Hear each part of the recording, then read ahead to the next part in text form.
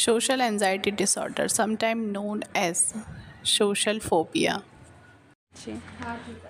Always worry about doing something you think is embarrassing, such as blushing, sweating, or appearing incomplete. You may feel like you are being watched or judged all the time. मतलब all time आपको ऐसा लगेगा कि कोई आपको देख रहा है. आप कहीं पार्टी में जाते हैं तो आपको लगता है सेंटर ऑफ अट्रैक्शन आप हैं और आपको ह्यूमिलिएशन का डर लगने लगता है, इंसल्ट ना हो जाए कहीं.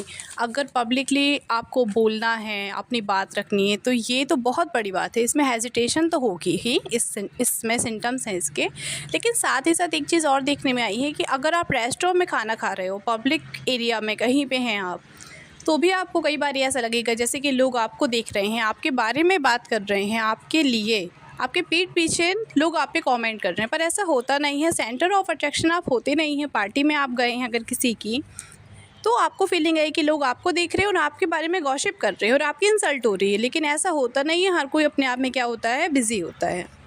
एक अजीब सा फ़ियर रहता है, फ़ियर बीइंग क्रिटिसाइज्ड.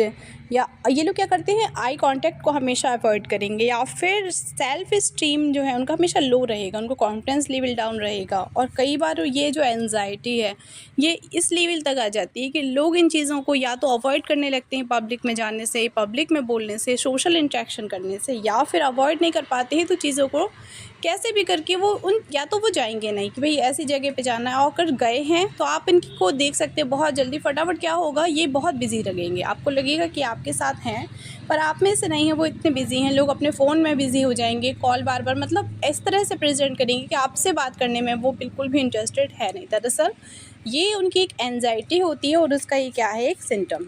धीरे धीरे ये जो सिम्टम्स हैं वो स्टार्ट होते हैं बहुत छोटी मोटी चीज़ों से, जैसे कि पब्लिकली स्पीकिंग है, उससे थोड़ा सा आपको डर रहेगा या आप हेजिटेट होंगे. हेजिटेशन तक तो ठीक है, लेकिन धीरे धीरे करके ये फ़ोबिया जो है, या सोशल एंजाइटी जो फ़ोबिया है, ये फ़ियर, ये बहुत ज़्यादा इस लेवल तक आ जाएगा कि आप फिर इस लोगों का जो है खुद पे कंट्रोल नहीं रह जाएगा.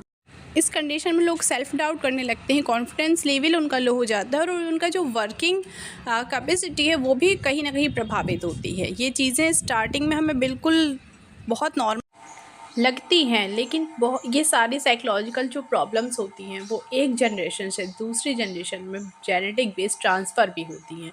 तो ट्रीटमेंट्स में सबसे पहले जो इफ़ेक्टिव थेरेपीज़ हैं वो है CBT यानी cognitive behaviour therapy. Behaviour therapy जो है ये बहुत ज़्यादा इफ़ेक्टिव और उसका 100% रिज़ल्ट मिलता है. साथ ही साथ हम आगे बात करें तो साइकोथेरेपीज़ में, साइकोलॉजिकल जो इनके लिए थेरेपीज़ हैं उसमें बहुत सारा, जैसे कि माइंडफुलनेस है, बहुत सी इफ़ेक्टिव थेरेपीज़ है जो आपके लिए बहुत अच्छे रिज़ल्ट्स दे सकती हैं. लेकिन आपको उसके पहले क्या करना है, इसके लिए टेस्ट करा लेना है.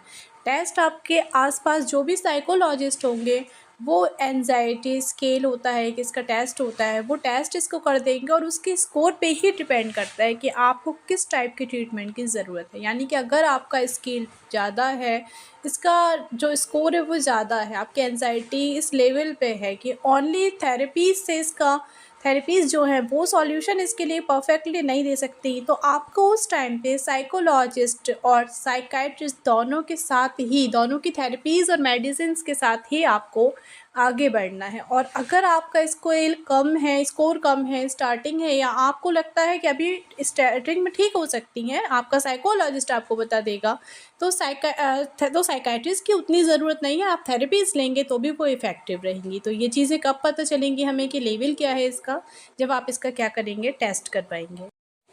और याद रखें आपका जो माइंड है वो भी आपकी बॉडी का ही पार्ट है. तो मेंटल हेल्थ को प्लीज़ आप कभी भी इग्नोर ना करें, क्योंकि हम जितना ज़्यादा इग्नोर करते हैं मेंटल हेल्थ को, ये प्रॉब्लम्स उतनी ज़्यादा बढ़ती